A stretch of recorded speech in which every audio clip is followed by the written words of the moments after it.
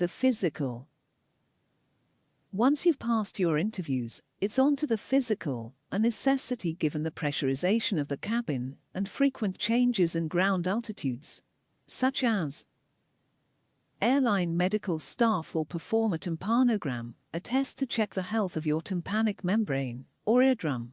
It's painless and consists of a concentrated puff of air being blown into your ear to check resilience. As a note, it's always a good idea to go to your own doctor to check and certify your hearing before you start the job. If you develop hearing problems later on, it will help to have documentation of your original hearing condition before starting the job. The physical also tests balance and basic back and shoulder flexibility and strength, along with general health.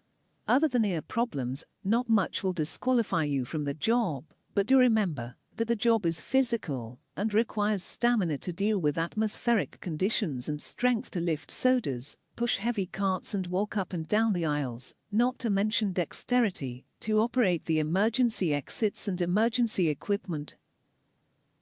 There are also physical standards. While weight or weight-to-height proportion is not a factor in getting hired, height is. Cabin crews need to be able to reach supplies and emergency equipment in the overhead bins, which are about 6.5 feet high, so most airlines won't hire someone under 5 feet tall.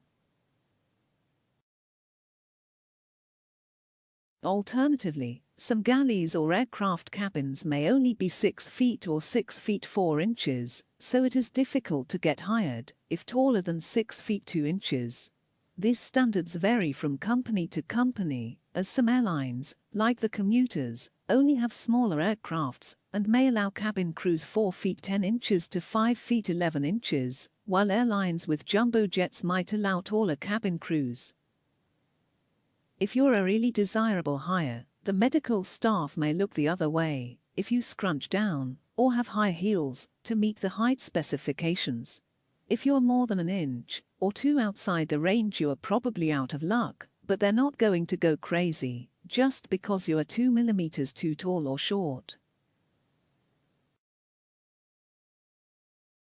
If you suffer from a disability, it may be more difficult to get hired, but this is not to say that an airline won't make allowances for employees who lose an essential function provided they can still perform their duties.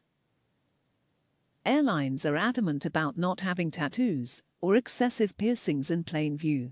Most doctors will check for visible tattoos during the physical.